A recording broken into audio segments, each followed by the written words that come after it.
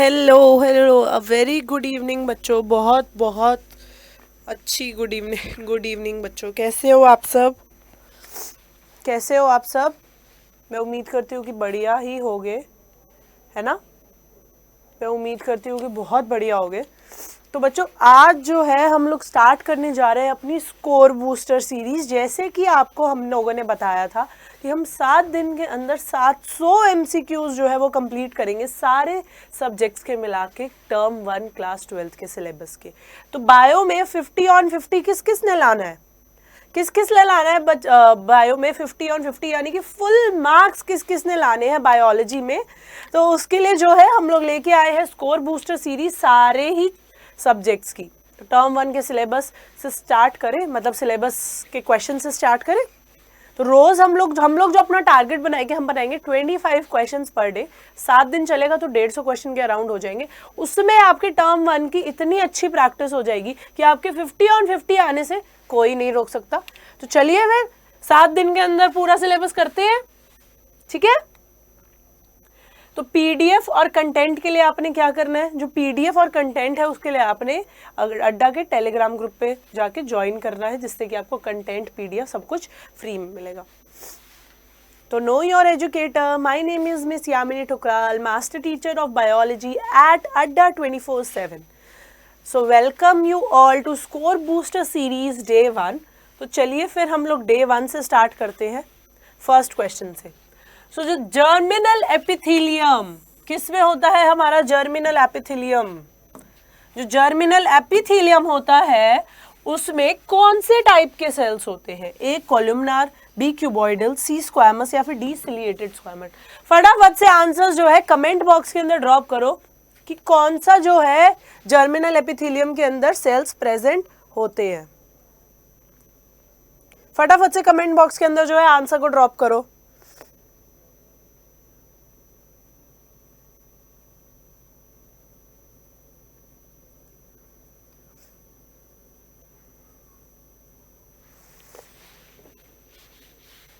फटाफट से आंसर्स को ड्रॉप करो बच्चों। जो इसके अंदर जो जर्मिनल एपिथेलियम हमारा क्या होता है? ये हमारा ओवरी का स्ट्रक्चर होता है। ये हमारा ओवरी का स्ट्रक्चर होता है ना, ऐसा। इसकी जो बाहर वाली लेयर होती है वो होती है हमारी जर्मिनल एपिथेलियम। क्या होती है? Germinal epithelium. इस जर्मिनल एपिथेलियम के अंदर जो हमारे सेल्स प्रेजेंट होते हैं वो होते हैं हमारे क्यूबॉइडल सेल्स। कौन से सेल्स होते हैं? Cuboidal cells. तो आंसर कौन सा करेक्ट हुआ मेरा? आंसर करेक्ट हुआ बी, क्यूबॉइडल सेल्स। कौन सा करेक्ट है answer? Option B, cuboidal cells. तो अगले प्रश्न पे चलते हैं। तो अगला प्रश्न क्या कहता है कि which one of the following is a primary sex organ? A uterus, B fallopian tube, C penis या फिर डी ओवरी। इनमें से कौन सा जो है प्राइमरी सेक्स ऑर्गन है? ए, बी, सी या फिर डी। आंसर को किसमें ड्रॉप करना है? चैट बॉक्स के अंदर जो है आंसर को ड्रॉप करो फटाफट से। फटाफट से आंसर को जो है चैट बॉक्स के अंदर ड्रॉप करो।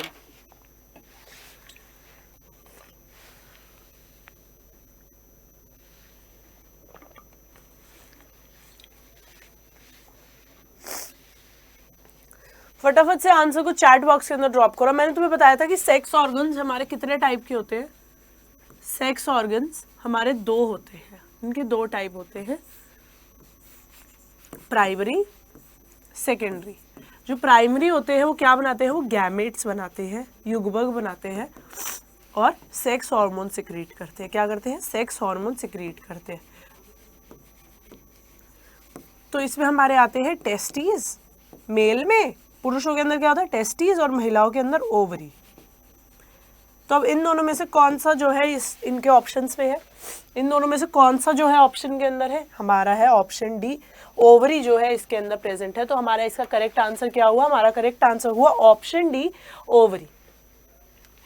Antrum is the cavity found in. Antrum कहाँ मिलती है? ए ओवरी, बी ब्लास्टुला, सी गैस्ट्रुला, फिर डी ग्राफियन फॉलिकल। जो एंट्रम कैविटी है वो कहाँ मिलती है हमें? ओवरी, ब्लास्टुला, गैस्ट्रुला या फिर ग्राफियन फॉलिकल। किसके अंदर मिलती है? इनका स्ट्रक्चर याद करो सबका। सबका एक बार अच्छे से स्ट्रक्चर याद करो, तुम्हें याद आ जाएगा कि एंट्रम जो कैविटी है वो हमें कहाँ मिलती है। एक बार स्ट्रक्चर अच्छे से याद करो इसका।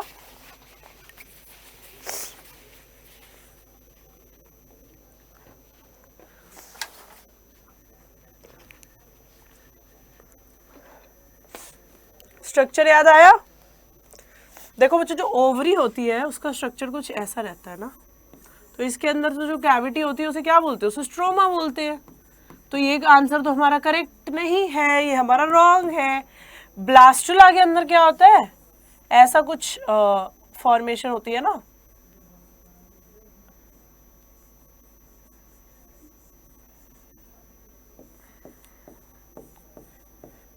जो बाहर वाले सेल्स होते हैं वो क्या होते हैं? ट्रोफोब्लास्ट, अंदर वाले इनर सेल मास, तो इसकी कैविटी को बोलते हैं ब्लास्टोसील। तो हमारा सेकंड ऑप्शन भी करेक्ट नहीं है, इनकरेक्ट है। थर्ड ऑप्शन गैस्ट्रोल, उसके अंदर तो हमारी 3 जर्म लेयर्स होती है, एक्टोडर्म, एंडोडर्म और मीजोडर्म, तो ये भी इनकरेक्ट है। तो हमारा बचा क्या? Graafian follicle. हमारा ऑप्शन डी करेक्ट है। ग्राफियन फॉलिकल का अगर आप स्ट्रक्चर देखिए, उसके ऊपर सेकेंडरी oocyte के ऊपर ग्राफियन फॉलिकल के अंदर एक कैविटी होती है जिसे बोलते हैं एंट्रम।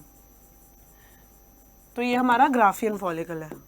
अगर आपने स्ट्रक्चर बनाना हो तो आप इसकी स्क्रीनशॉट ले लो एक फटाफट से, इसका एक स्क्रीनशॉट ले लो। ले लिया? तो चलो फिर आगे चलते हैं। Which of the following hormones is active during the proliferative phase of menstrual cycle? इनमें से कौन सा हार्मोन जो है proliferative phase में बहुत ज्यादा एक्टिव रहता है? A estrogen, B progesterone, C testosterone या फिर D all of these. Proliferative कौन सा फेज होता है हमारा? Follicular phase. प्रोलिफरेटिव कौन सा फेज होता है हमारा? Follicular phase. किसमें होता है? मासिक धर्म वाली जो साइकिल होती है ना, मेंस्ट्रुएशन, उसके अंदर होता है। तो इसके अकॉर्डिंग बताओ कि कौन सा हार्मोन जो है ज्यादा एक्टिव रहता है इस टाइम पे। फटाफट से बताओ कि कौन सा हार्मोन जो है ज्यादा एक्टिव रहता है। बच्चों ये वाला जो सीजन है ना, कोल्ड का सीजन है और काफी लोगों को इस टाइम पे कोल्ड और वायरल हो रहा है। तो आपने क्या करना है? आपने पूरे कपड़े पहनने हैं और अच्छे से अपना ध्यान रखना है। ठंडा कुछ भी नहीं खाना ताकि आप लोगों को कोल्ड ना हो। मैंने तो खा लिया था इसलिए मुझे कोल्ड हो गया। ठीक है, तो बताओ फॉलिकुलर फेज में हमारा जो सबसे ज्यादा हार्मोन एक्टिव रहता है वो होता है हमारा ईस्ट्रोजन, और हमारा ऑप्शन ए करेक्ट है। टेस्टोस्टेरोन तो मेल्स के अंदर होता है, तो ऑल ऑफ दीज का तो हमारा सवाल ही नहीं उठता, तो 2 निकल गए। ईस्ट्रोजन और प्रोजेस्टेरॉन के अंदर से ईस्ट्रोजन वाला जो है हमारा ज्यादा एक्टिव रहता है। ठीक है, आगे चलते हैं। The number of sperms formed from a secondary spermatocyte. ध्यान से पढ़ो इस क्वेश्चन को कि कितने स्पर्म्स जो है सेकेंडरी स्पर्मेटोसाइट से निकलते हैं। तुम्हें शायद इस डायग्राम से अच्छे से याद आ जाए।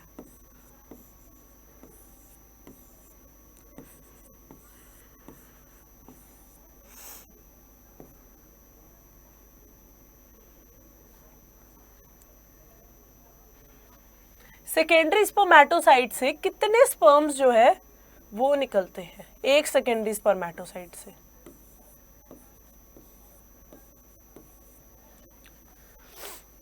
फटाफट से इसका आंसर जो है कमेंट बॉक्स के अंदर ड्रॉप करो। ए, बी, सी या फिर डी।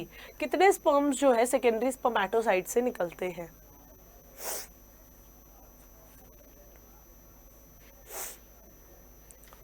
फटाफट से बताओ कि कितने जो स्पर्म्स होते हैं वो सेकेंडरी स्पर्मेटोसाइट से निकलते हैं।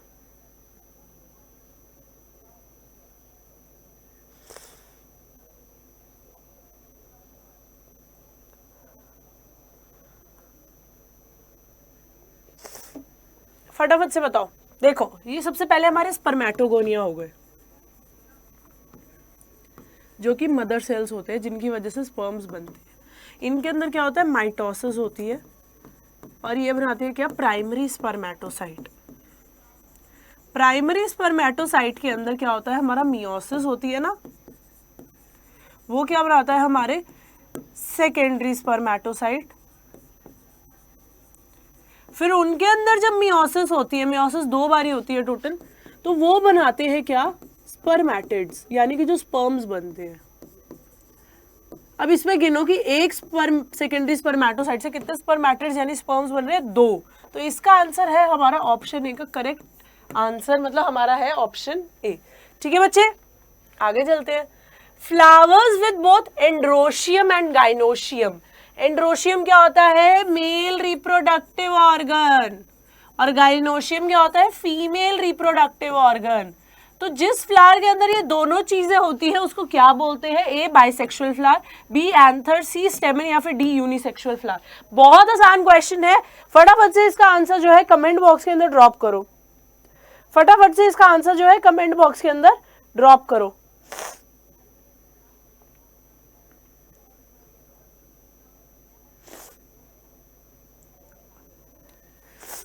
कि उस फ्लावर को हम लोग, उस फूल को हम लोग क्या बोलेंगे, बाइसेक्सुअल, एंथर, स्टेमन्स या फिर यूनिसेक्सुअल फ्लावर। हम क्या बोलेंगे उस पौधे, पुष्प को, उस फूल को हम लोग क्या बोलेंगे, बाइसेक्सुअल, एंथर, यूनिसेक्सुअल या फिर स्टेमन्स। देखो जब एक प्लांट, ये फूल है,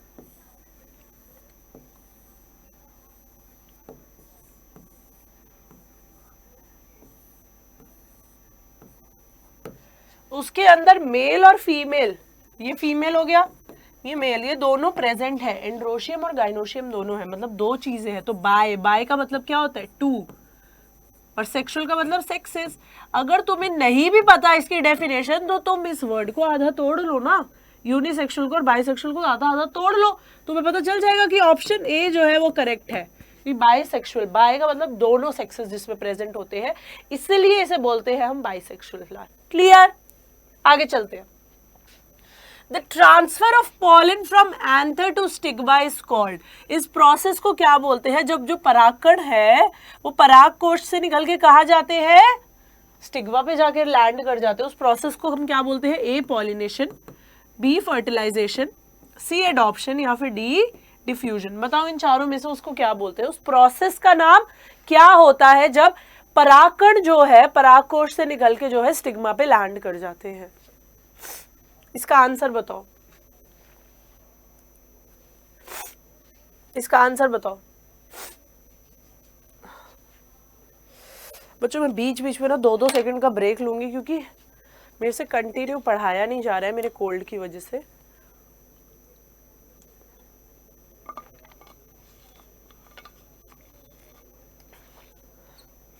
बैकग्राउंड अच्छा लगाया ना मैंने पीपीटी का, ताकि तुम लोगों के लिए क्लास अच्छी रहे, तुम्हें बायो वाली फील है, तो इसलिए बैकग्राउंड ऐसा रखा है पीपीटी का। देखो पॉलन, अगर तुम्हें इसकी डेफिनेशन नहीं आती, पॉलेन, पॉलिनेशन, बहुत इजीली पता चल जाएगा, ऑप्शन है। पॉलिनेशन क्या होता है, जब परागकण जो है, इसे परागन बोलते हैं ना, पॉलिनेशन इस परागन, परागकण जब अपने परागकोश को छोड़ के स्टिग्मा पे लैंड कर रहे हो उसे बोलेंगे हम परागन यानी कि पॉलिनेशन। अगर तुम्हें इसकी डेफिनेशन नहीं आती तो वर्ड से वर्ड मैच करो, क्वेश्चन के अंदर ही हमेशा आंसर छुपा हुआ होता है। ये एक छोटी सी टिप है आप लोगों के लिए जब आप क्वेश्चन पेपर अटेम्प्ट करते हैं जिसमें आपको नहीं पता कि इस आंसर में क्या आना चाहिए। तो pollination. Next question, the two nuclei at the end of the pollen tube. Pollen tube के अंदर हमेशा 2 न्यूक्लियाई जाती है, वो 2 न्यूक्लियाई कौन सी होती है, A tube nucleus generative nucleus, B sperm and ovum, C generative nucleus and stigma या फिर D tube nucleus and sperm. A B C या फिर डी कौन सा जो है इसका आंसर करेक्ट होगा कि जो 2 न्यूक्लियाई पॉलन ट्यूब में जाती है वो कौन सी न्यूक्लियाई होती है, वो कौन सी न्यूक्लियाई होती है। फटाफट इसका आंसर बताओ कमेंट बॉक्स के अंदर, फटाफट इसका आंसर दो, ए बी सी या फिर डी, क्या होगा इसका आंसर, ए बी सी या फिर डी। बच्चों देखो मैंने तुम्हें बताया था कि एंथर जो है, ये वाला नजर नहीं आ रहा कलर, देखो ये हमारा एंथर था ना, ये एंथर था, इसके अंदर 2 सेल थे, एक तो वेजिटेटिव सेल जिसके अंदर 1 न्यूक्लियस थी, ये 1 न्यूक्लियस, और जेनरेटिव सेल के अंदर कितनी न्यूक्लियस थी, 2 न्यूक्लियस। ये क्या होते हैं, हमारे मेल गैमेट होते हैं।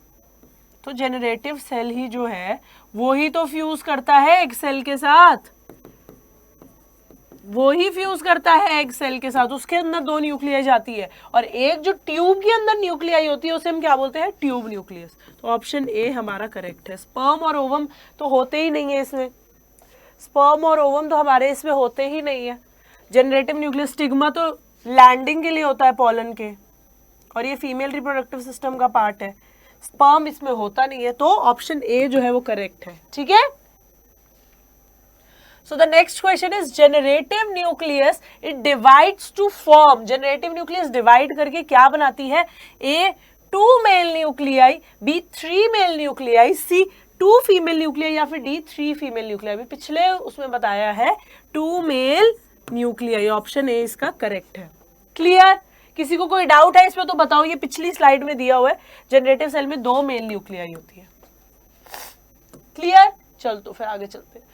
Which of the following is similar to autogamy but requires pollinators? कौन सा इनमें से सेम होता है ऑटोगैमी से, मतलब उसके अंदर सेल्फ फर्टिलाइजेशन होता है बट उसे जो है पॉलिनेटर की जरूरत है। देखो कितना बड़ा मैंने तुम्हें हिंट दिया है, ये हिंट है कि उसके अंदर सेल्फ पॉलिनेशन होता है बट उसे पॉलिनेटर की जरूरत पड़ती है। उसको हम क्या बोलते हैं पॉलिनेशन को? ए गिटनोगैमी, बी क्लिस्ट्रोगैमी, सी अपोगैमी या फिर डी जीनोगैमी। आंसर्स को कमेंट बॉक्स के अंदर ड्रॉप करो, ए बी सी या फिर डी, क्या रहेगा इसका आंसर?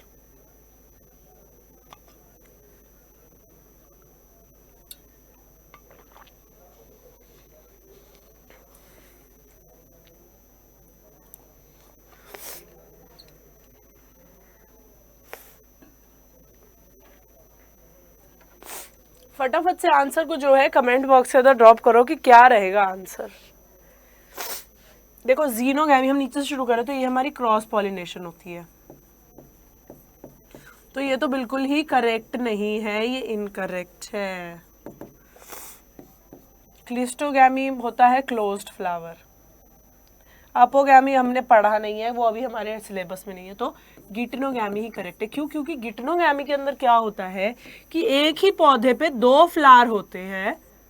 जैसे ये एक ही पौधा है, इसके अंदर 2 फूल है, तो एक फूल से जो है उड़ के परागकण जो है स्टिग्मा पे दूसरे फूल के जाके लैंड करते हैं, तो ये एक तरीके का सेल्फ पॉलिनेशन ही है। क्यों? क्योंकि एक ही पौधे के अंदर हो रहा है। वो किसके अंदर हो रहा है?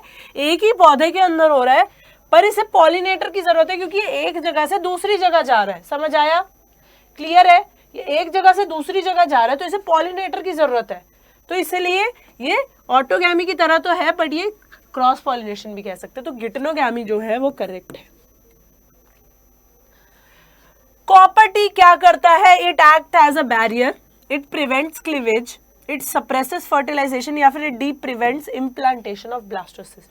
कॉपर टी हमारा क्या होता है? हमारा इंट्रा यूटराइन डिवाइस होता है। क्या होता है हमारा? Intra uterine device. तो ये क्या करता है? ये बैरियर की तरह एक्ट करता है, ये क्लीवेज नहीं होने देता, ये फर्टिलाइजेशन नहीं होने देता या फिर ब्लास्टोसिस्ट का इम्प्लांटेशन नहीं होने देता। फटाफट से इसका आंसर दो, फटाफट से इसका एक आंसर दो, फटाफट से इसका आंसर चाहिए बच्चों। अगर आपको ये रिप्रोडक्टिव हेल्थ, जेनेटिक्स और मॉलिकुलर बेसिस ऑफ इनहेरिटेंस का एक क्विक रिवीजन चाहिए तो आप मेरे पेड बैचेस जो कि अड्डा की ऐप पे होते हैं उसमें आ सकते हैं। जो अड्डा की ऐप में हो रहे हैं उसमें क्विक रिवीजन हो रहा है इनके कंसेप्ट्स का, तो वहां पे भी क्विक रिवीजन के लिए आ सकते हैं। 3 से 4 बजे की मेरी क्लास होती है वहां पे। देखो कॉपर टी जो होता है हमारा एक इंट्रा यूटराइन डिवाइस होता है। क्या होता है हमारा? इंट्रा यूटराइन डिवाइस होता है। तो वो क्या करेगा? वो फर्टिलाइजेशन नहीं होने देता। ऑप्शन सी इसका करेक्ट है। उसके अंदर क्या होते हैं? कॉपर आयंस जो होते हैं ना उसके अंदर, वो स्पर्म मोटिलिटी को कम कर देते हैं, स्पर्म मोटिलिटी को डिक्रीज कर देते हैं।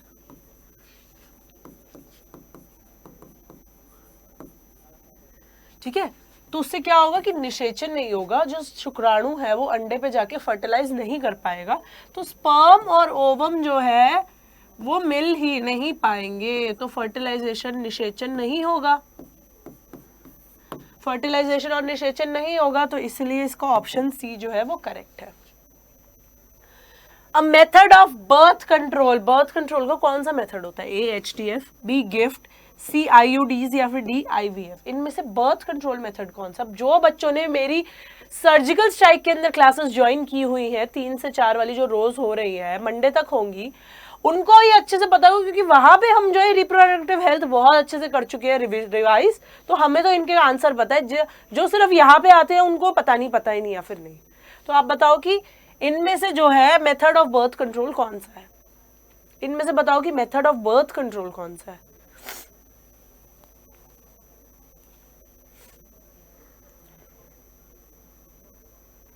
आंसर्स कमेंट बॉक्स के अंदर ड्रॉप करो, आंसर्स कमेंट बॉक्स के अंदर ड्रॉप करो कि बर्थ कंट्रोल मेथड जो है वो कौन सा होता है। मैं यहाँ पे इनका ना फुल फॉर्म भी लिख देती हूँ ताकि तुम्हें पता चल जाए।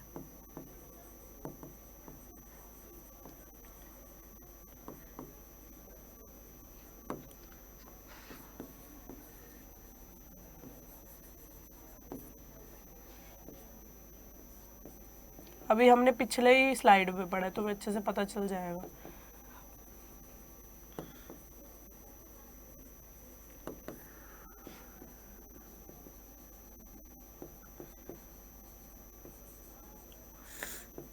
देखो बच्चे, जो ऑप्शन सी है इसका करेक्ट होगा, क्योंकि इंट्रा यूट्राइन डिवाइस ही जो है निषेचन नहीं होने देते, फर्टिलाइजेशन नहीं होने देते ना।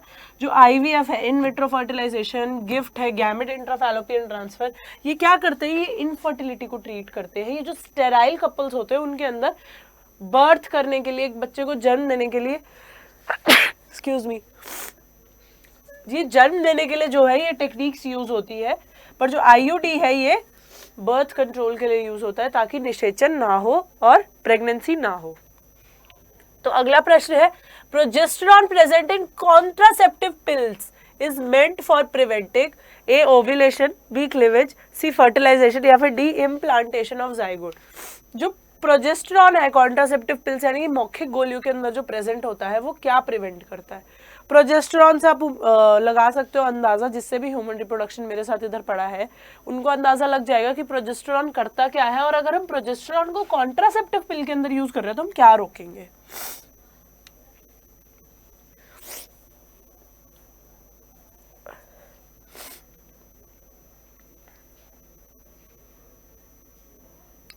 फटाफट से आंसर्स को जो है कमेंट बॉक्स के अंदर ड्रॉप करो कि प्रोजेस्टेरॉन जो होता है मौखिक गोलियों के अंदर प्रेजेंट होता है वो क्या करता है।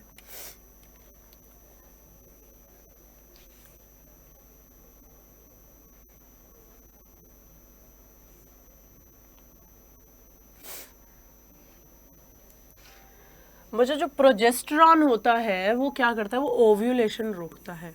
देखो अगर निषेचन हुआ, निषेचन नहीं होना चाहिए ना, तो जैसे ही संयलन होता है और शुक्राणु फीमेल जेनाइटल ट्रैक्ट के अंदर आता है, तो अगर उसे अंडा ही नहीं मिलेगा वो 24 घंटे के अंदर जो है डीजेनरेट कर जाएगा। तो वो 24 घंटे के लिए जो है अंडे को ग्राफिन फॉलिकल से निकलने ही नहीं देती है, जो सेकेंडरी oocyte है उसका रिलीज ही नहीं होने देती है, जिसकी वजह से जो शुक्राणु है वो डीजेनरेट हो जाता है, स्पर्म डीजेनरेट। 24 घंटे से ज्यादा स्पर्म सरवाइव नहीं कर सकता, तो स्पर्म डीजेनरेट्स, और जिसकी वजह से निषेचन नहीं हो पाता।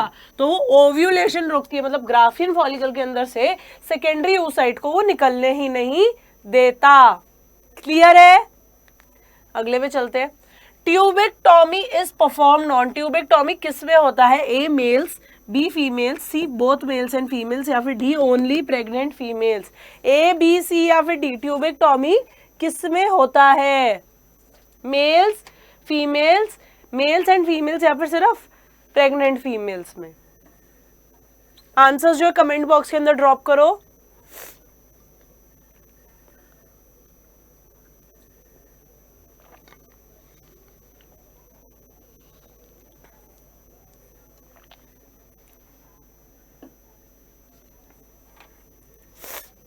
आंसर्स को जो है कमेंट बॉक्स के अंदर ड्रॉप करो आप कमेंट बॉक्स के अंदर। बच्चे ट्यूबेक्टॉमी हमारी होती है सर्जिकल ट्रीटमेंट, ये सर्जिकल ट्रीटमेंट होता है इनफर्टिलाइजेशन करने का, बर्थ कंट्रोल का सर्जिकल ट्रीटमेंट होता है। और ये क्या कट करता है, ये कट करता है फैलोपियन ट्यूब। अब फैलोपियन ट्यूब किसके अंदर मिलती है, फीमेल्स के अंदर, है ना। तो ये फैलोपियन ट्यूब को जो है काट देता है, जिसकी वजह से अंडे जो है निकलने बंद हो जाते हैं। अगर फैलोपियन ट्यूब को काट देगा तो ओवरी से अंडा निकल के कहीं नहीं जा सकता ना, फैलोपियन ट्यूब को काट के गांठ बना देते हैं, जिसकी वजह से महिला जो है अंडे नहीं रिलीज कर पाती, तो ये हो जाता है। तो ये it occurs only in females. तो अगला प्रश्न है, preventive birth control method is, कौन सा एक प्रिवेंटिव बर्थ कंट्रोल मेथड है, A MTP, B test tube baby, C preventing union of sperm and ova या फिर D preventing sperm from entering the uterus.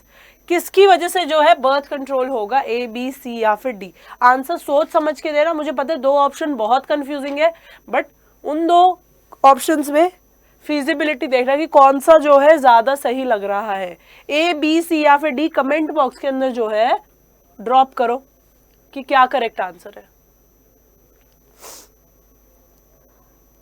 Comment box के अंदर drop करो कि which is the correct answer. Her question को हम सिर्फ 30 सेकंड्स देंगे कि बच्चे जो है आंसर करें, उसके बाद में मैं आपको समझा दिया करूंगी, क्योंकि हमने अब टाइम वेस्ट नहीं करना है। एक हफ्ते के अंदर हमने 150 MCQs करने हैं, तो हमने बहुत अच्छी स्पीड मेंटेन करनी है। तो आंसर्स ड्रॉप करो कमेंट बॉक्स के अंदर। तो देखो बच्चों, MTP क्या होता है हमारा, medical termination of pregnancy.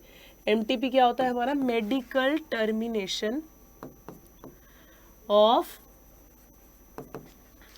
Pregnancy. इसमें ये अबॉर्शन होता है जो कि अनवांटेड प्रेगनेंसी को हटाने के लिए। तो ऑप्शन ए तो हमारा गलत हो गया। ऑप्शन बी जो टेस्ट ट्यूब बेबी है, ये किस लिए होता है, ये जब शुक्राणु और अंडे को बाहर निषेचन करवाते हैं, बाहर संयलन करवाते हैं, तो टेस्ट ट्यूब बेबी बनता है और उसके बाद में उसे मादा के गर्भाशय में जो है ट्रांसफर कर देते हैं। तो ये इनफर्टाइल कपल्स के लिए होता है, ताकि वो प्रेगनेंसी इंड्यूस कर पाए। तो बी भी हमारा गलत है।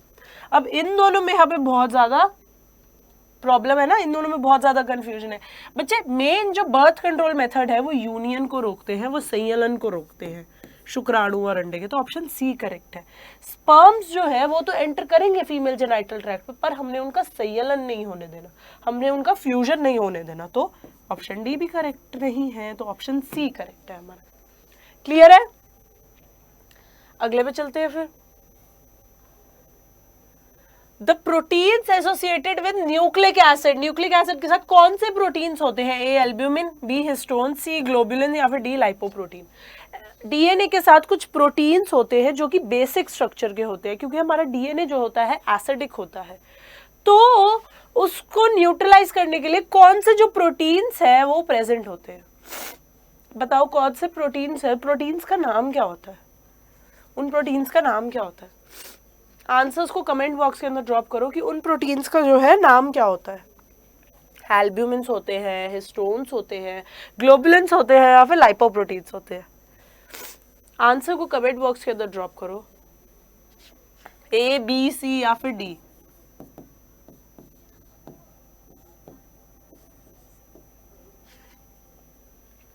प्रोटीन्स जो एसोसिएटेड होते हैं डीएनए के साथ, उनको हम लोग क्या बोलते हैं, न्यूक्लिक एसिड के साथ जो एसोसिएटेड होते हैं उनको हम बोलते हैं हिस्टोन्स, जो कि क्या होते हैं, हमारे बेसिक होते हैं। ये हिस्टोन्स जो है ये न्यूक्लिक एसिड के साथ एसोसिएटेड रहते हैं और इन्हीं पे जो है डीएनए बाइंड करा हुआ होता है, कॉइल हुआ होता है इनके आसपास। ठीक है बच्चे, अगले पे चलते हैं।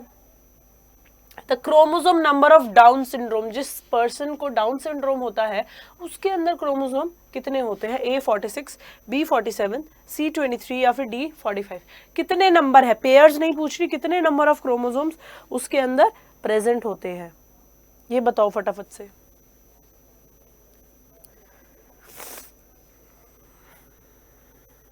आंसर्स को कमेंट बॉक्स के अंदर ड्रॉप करो।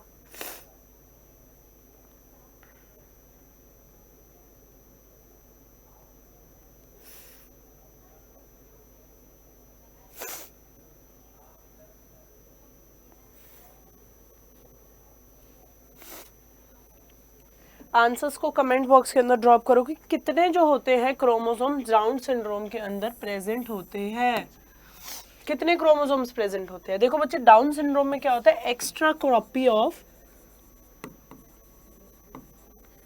क्रोमोसोम 21।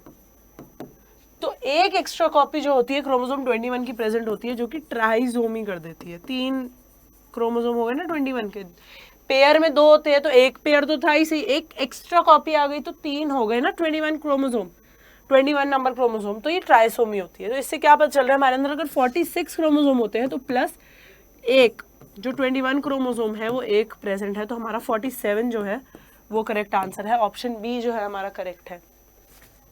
अगले पे चलते हैं। A girl receives her x chromosomes from, जो लड़की होती है उसकी क्या होती है, जीनोटाइप क्या होता है उसका, एक्स एक्स, और मेल का क्या होता है, एक्स वाई।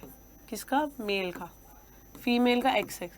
तो इसके जो एक्स क्रोमोसोम है वो किससे मिलते हैं, जो लड़की के एक्स क्रोमोसोम है, her father, her mother only, या फिर बोथ मदर एंड फादर, या फिर मदर या फिर फादर।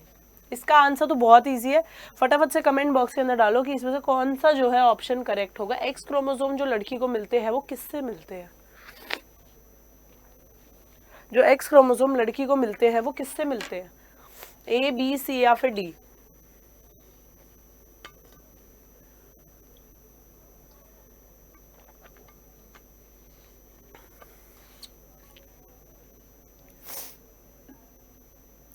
ए बी सी या फिर डी। देखो बच्चे, अगर मेल पेरेंट ये हुआ हमारा, फीमेल पेरेंट ये हुआ हमारा, ओ सॉरी मैंने उल्टा लिख दिया ना, जो हमारा मेल, देखो मेरी तबीयत इतनी खराब है कि मुझसे ढंग से लिखा भी नहीं जा रहा है। देखो ये हमारा हो गया फीमेल का, ये हमारा मेल पेरेंट हो गया। जब इनको क्रॉस करेंगे तो अगर फीमेल प्रोजेनी आती है ना, जो फीमेल बनती है, तो एक एक्स क्रोमोसोम हमें मदर से मिलेगा और एक एक्स क्रोमोसोम हमें फादर से मिलेगा। तो इससे क्या पता चलता है कि हमें मदर और फादर दोनों से एक एक क्रोमोसोम मिलते हैं, जितनी भी फीमेल्स होती है। तो इसका आंसर जो है ऑप्शन सी जो है हमारा करेक्ट होगा, कि both mother and father. Turner syndrome has dash chromosome complement. कौन सा क्रोमोसोम, कैसा क्रोमोसोम पेयर होता है टर्नर सिंड्रोम वाले के अंदर, A X not, B double X Y, C triple X, या फिर डी एक्स वाई वाई। कौन सा जो है जीनोटाइप प्रेजेंट होता है टर्नर सिंड्रोम में, कौन सा जीनोटाइप जो है टर्नर सिंड्रोम रिप्रेजेंट करता है। फटाफट से आंसर्स को कमेंट बॉक्स के अंदर ड्रॉप करो कि क्या होगा इसका आंसर। टर्नर सिंड्रोम के अंदर जो होता है क्रोमोसोम वो कैसे रिप्रेजेंट करते हैं, ए बी सी या फिर डी, ए बी सी या फिर डी, कैसे हम लोग जो है टर्नर सिंड्रोम के क्रोमोसोम को रिप्रेजेंट करते हैं।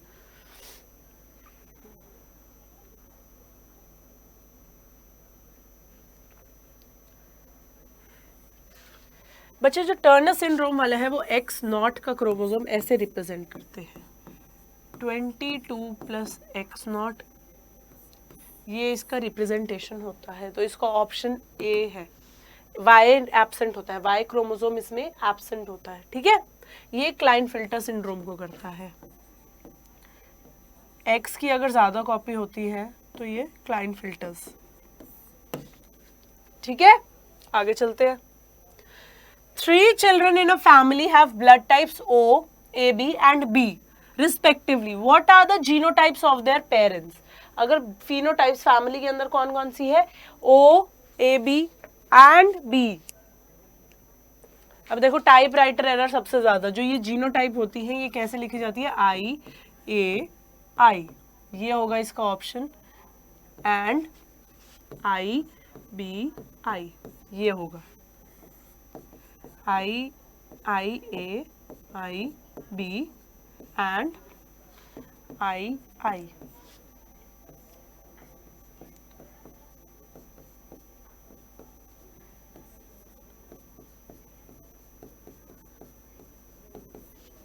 ठीक है।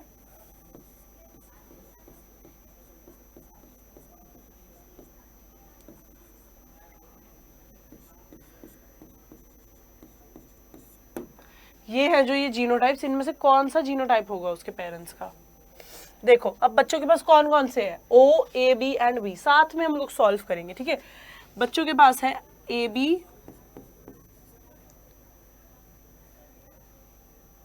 बी और ओ। तो इसमें ये केस हो सकता है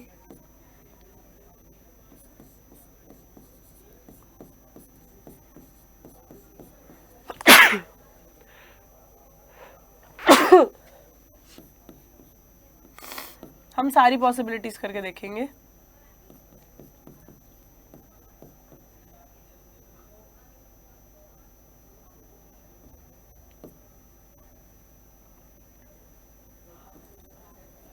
हाँ देखो बच्चों, इसका जो होगा जीनोटाइप वो क्या होगा, बच्चों देखो मैं आपको बताती हूँ। देखो बच्चों का जीनोटाइप है हमारे पास ओ बी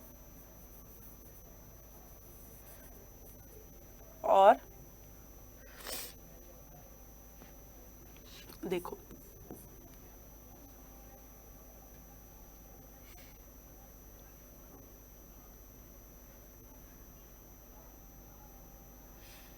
ऑप्शन ए इसका मुझे करेक्ट लग रहा है। देखो कैसे,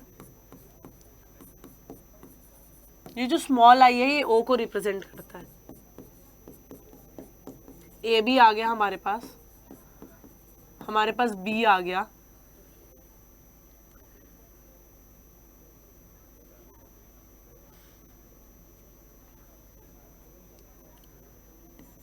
आई ए आ गया,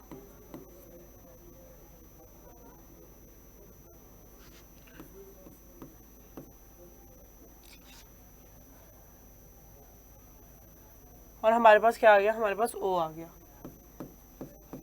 इसमें हमारे पास ए बी भी आ गया, बी भी आ गया, ए भी आ गया और ओ भी आ गया। हमारे पास कौन कौन से थे, ओ ए बी एंड बी। तो इसका ऑप्शन हमारा ए करेक्ट है। जब हमने ये क्रॉस किया, देखो I A I O plus into I B I O, तो पेरेंट्स के जीनोटाइप है हमारे आई ए आई और आई बी आई। उससे हमारे जो है 4 बच्चे आ गए जो कि ये है। इसका स्नैपशॉट ले लो ताकि हम अगले क्वेश्चन पे चल पड़े। अगले पे चलते हैं। What is not true for genetic code? Genetic code की कुछ प्रॉपर्टीज होती है, मेन प्रॉपर्टीज होती है, उसमें से कौन सा जो है इनमें से ट्रू नहीं है। It is degenerate, it is unambiguous, it is nearly universal, या फिर it is a codon in mRNA is red in a non contiguous fashion. इसका आंसर जो है कौन सा करेक्ट है, ए बी सी या फिर डी? बताओ इसमें से कौन सा करेक्ट है।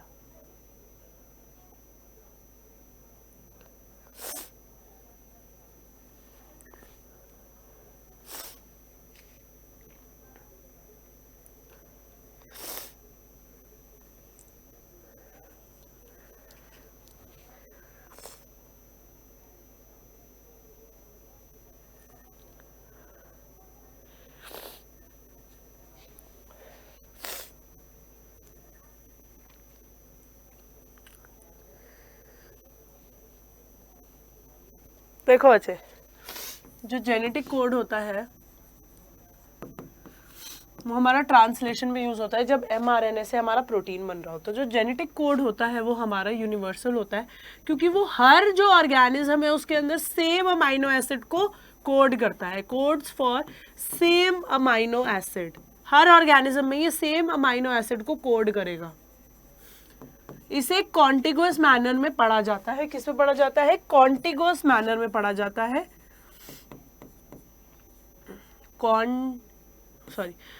कॉन्टिगुअस मैनर में इसे पढ़ा जाता है।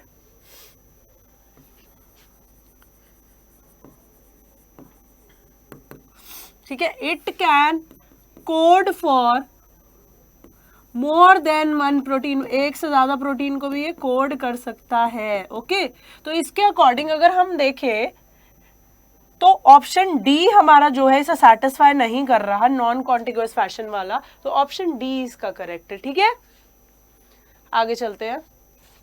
ट्रांसलेशन इज अ प्रोसेस, ये मैंने अभी पिछली स्लाइड में आपको बता दिया था कि protein is formed from RNA. mRNA से जो प्रोटीन बनता है उसे हम क्या बोलते हैं, इस प्रोसेस को ट्रांसलेशन, क्या बोलते हैं, ट्रांसलेशन। ओके,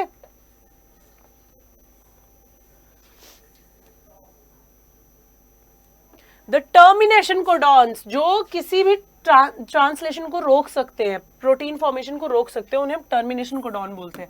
तो इनमें से कौन सा पेयर जो है टर्मिनेशन कोडॉन बन रहा है, ए बी सी या फिर डी?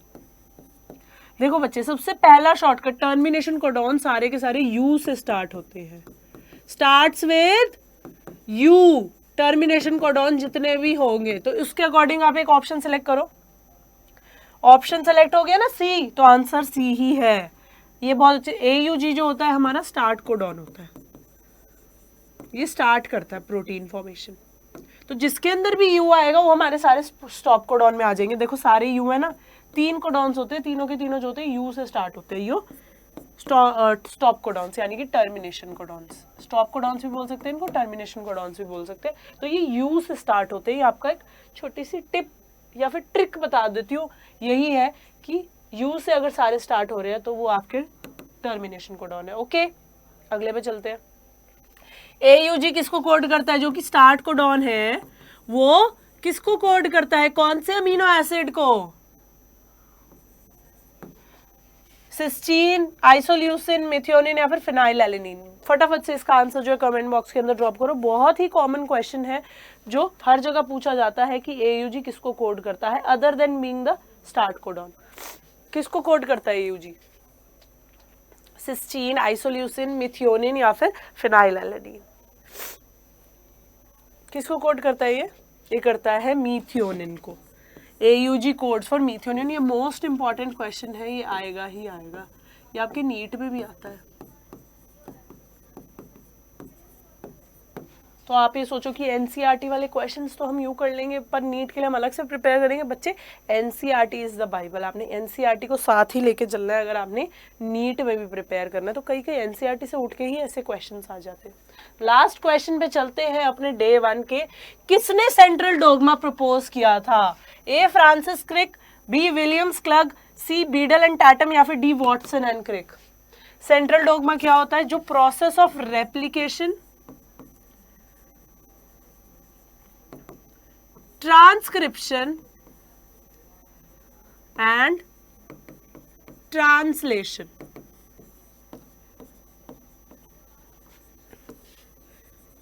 ये तीनों प्रोसेस का जो सीक्वेंस है किसने डिस्कवर किया था? कि पहले जो होता है DNA अपनी कॉपीज बनाता है, उसके बाद DNA से RNA बनता है और RNA से प्रोटीन बनता है। ये किसने जो है मेथोडोलॉजी बताई थी? ऐसे एक के बाद एक चलता है। बताओ, ये बहुत इंपॉर्टेंट क्वेश्चन है, इसको भी आप स्टार ही मार्क कर लो। ओके, फटाफट से इसका आंसर बताओ। फटाफट से इसका आंसर जो है कमेंट बॉक्स के अंदर ड्रॉप करो। बच्चों, इसको जो किया था वो फ्रांसिस क्रिक ने अकेले किया था। वॉटसन एंड क्रिक ने तो DNA का मॉडल दिया था। क्लग ने क्या किया था? बायोटेक्नोलॉजी में दिया था अपना, सॉरी क्लग जेनेटिक्स में दिया था। तो ये मॉलिक्यूलर लेवल पे है। तो फ्रांसिस क्रिक ने जो है सेंट्रल डोगमा प्रपोज किया था कि सबसे पहले हमारा DNA अपनी कॉपी बनाता है, उसके बाद DNA से RNA बनता है और RNA से प्रोटीन बनता है। ठीक है बच्चे, क्लियर है? तो बच्चे, ये थे आपके डे 1 के स्कोर बूस्टर सीरीज के क्वेश्चंस। कल मैं आऊंगी 7 बजे फिर से आपके लिए 25 ऐसे ही धमाकेदार क्वेश्चंस लेके। आपने क्या करना है? इन्हीं क्वेश्चंस को मेरे साथ करना है और इसके अलावा आपको एक्स्ट्रा क्वेश्चंस करने की जरूरत नहीं है। हमारी प्रिपरेशन जो है 7 दिन के अंदर जितने भी क्वेश्चंस है मैं आपको करा दूंगी। उसके लिए आपको क्या करना पड़ेगा? अड्डा 24/7 स्कूल के चैनल को जो है सब्सक्राइब करना पड़ेगा।